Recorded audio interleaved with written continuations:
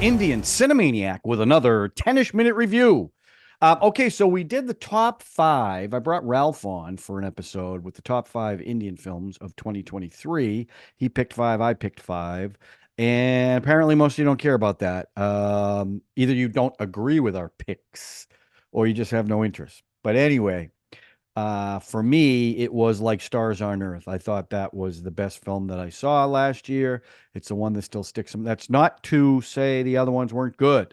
Like I forgot Wednesday, which I absolutely loved, and I loved Vikram too, just not my top five, which is appropriate for the film we're going to talk about today. I also want to say this: if you have not checked out the other show, the big show, the regular show, not the Indian show, we did, excuse me, we did a review of Indiana Jones and the Dial of Destiny. I don't know how many of you have seen that yet. As you can tell by my hats, I am a huge Indiana Jones fan. Raiders of the Lost Ark is my favorite movie of all time, bar none. And I had no intention of seeing that film, and Ralph picked it for the show, so I had to watch it. And I would love you to check it out, see what I thought about it. Let me know what you thought about it in the comments section. I'm real curious about that. So this movie I picked, and a few of you have recommended this. It's the film Leo that came out in 2023. So there will be spoilers here. I'm not going to do a spoiler-free section. Okay, it's been it came out. It was a pretty big hit, so most of you probably already seen it. So just be warned, there will be spoilers. It was written and directed by Lokesh Kanagaraj, excuse me, Kanagaraj. It stars Vijay, who I'm not sure, and you guys always correct me on this, if I've seen him in anything. He looked familiar to me, but I couldn't remember what film. I even checked his filmography, and I didn't recognize any of the films. And this is a Tamil film. So so maybe that's why. I don't know. Sanjay Dutt was in it, who I know from Munabai MBBS, Agnipath, and Jawan, amongst other stuff. Trisha Krishnan, Gatham Vasudev Menon, who was in Sita Raman and Trance that I've seen. So I didn't know this going into the film, but this is part of the Vikram Kaithi universe, a shared universe. I didn't know that. I figured it out pretty quickly when one character ended up showing up. So as I'm watching this film, obviously, it seems like they borrowed a lot from History of Violence, which is a graphic novel that was turned into a film with Viggo Mortensen. It's actually a really good film. And I also kind of felt like it had a John Wick vibe to it with the character of Leo. Let me know what you think about that, if you agree, you disagree. It starts off right away with a stabbing. I mean, it was pretty, graphic. It was pretty quick. And I'm going, okay, well, this is starting off on an interesting foot. Then it goes into panic mode in this village. And you don't know why at first, but then you figure it out. A hyena is loose in the village. And I think I can honestly say I've never seen a movie where a hyena has gone wild in a village. And I will also say, I don't know if you'll agree with this or not, but the CGI on the hyena was pretty good. I have to say, I didn't think it looked phony. It was pretty terrifying. It was biting people. And that's where you meet the lead character, which Parthaban, who's a wildlife guy. So he's on his way to work, and he's on his way bringing his kid to school, and he gets a call that there's this wild hyena running around, and he's got to do something. So he ends up solving that. Kind of, and it's great because at one point, and the cinematography was really interesting. A couple of times, like there was one point where the hyena is attacking him, and he holds up a stick, and it's in the hyena's mouth, but it's POV from the actor, and it's going back and forth, shaking. It was a really cool effect. They did that a couple of times, so I like that. It was a good scene, and also the setting. Can anyone tell me where this was? Because I think I've only seen one movie where there was snow and cold. I don't remember any movies like that. So if you know where that was, let me know. Because again, I say this, I've been saying this since I've been watching these indie films. That was a place I've never seen before. So it was pretty cool. So they start with that. So now you realize this guy, he's got something, right? Because the way he handled this whole thing. And now he's a big hero, right? Well, he owns a coffee shop. So, and this was another cool shot. As soon as he saves everybody, he walks off. He's got blood on his shirt. So then they do this tracking shot where they just follow him like down these alleys. He gets a new shirt, and then he's through these alleys again. He ends up in the coffee shop that he owns and is ready to go to work. But it was a long shot. I think it was about 3 or 4 minutes, and it was really well done. So he owns a coffee shop, and then they give you background. He's got a great family guy. He's got 2 kids, beautiful wife, and they do some montages about how good the family is, and then you that's the other thing. The house was gigantic. Like I don't think I've seen a movie where normal people, as in not royalty, right, had such a big house. I mean, this thing was big and it was beautiful. So that was a little bit different. So now you got these bad guys, and there's one guy in particular that's really bad. He's got really bad teeth, and he does a lot of a lot of that stuff. Kind of a psycho. Well, they're gonna rob something, but instead they go to his coffee shop. And I thought that was the best scene in the movie as far as an action sequence. And it's a little bit similar to the History of the Violence, the American film. But the choreography was fantastic. And again, the way the camera's flying all the time, and it's graphic. It was really graphic. I loved it. And the guy, the actor Vijay, who doesn't look like an action guy, does some the choreography is fantastic, and he takes down everybody. And now he's a hero, but his face is plastered all over the place. Now that's the plot of the story. Is he this gangster named Leo? And there's a great theme song, Badass Leo. It reminded me of The Grinch Who Stole Christmas. They're a mean one, Mr. Grinch. You're a bad man. You're a badass Leo. So these gangsters think that that's Leo. And that's where Sanjay Dutt comes in. He's Leo's father, and he thought Leo was dead. And after this picture shows up, now they want to know if this is the Leo or not.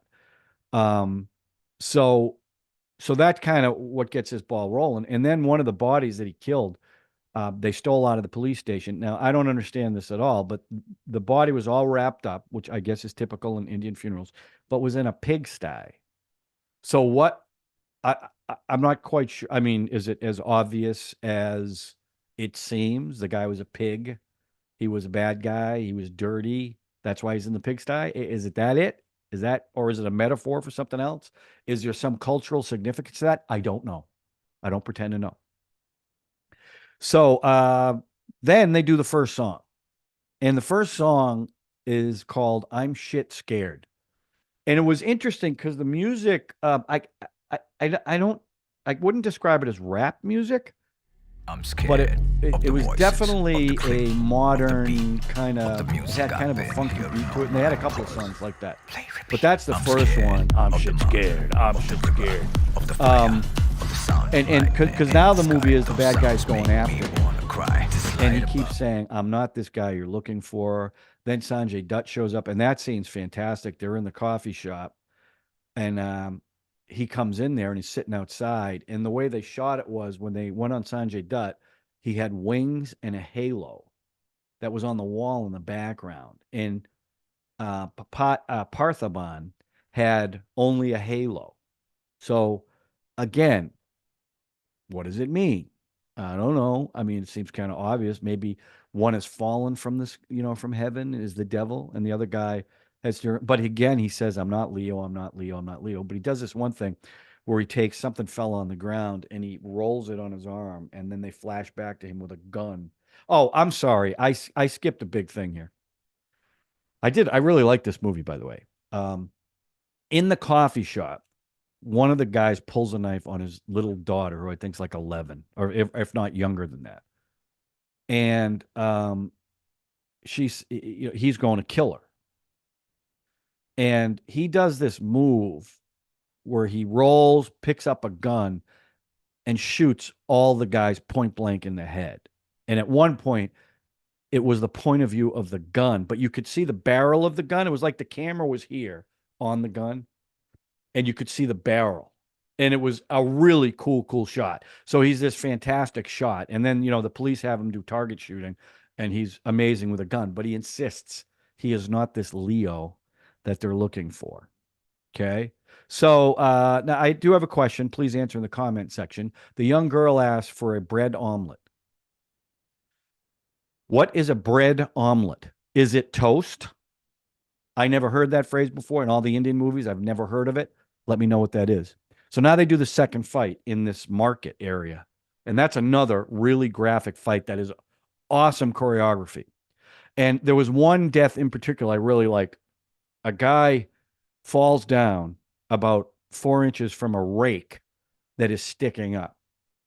And not Leo stamps his head right on the rake. That was cool. Okay.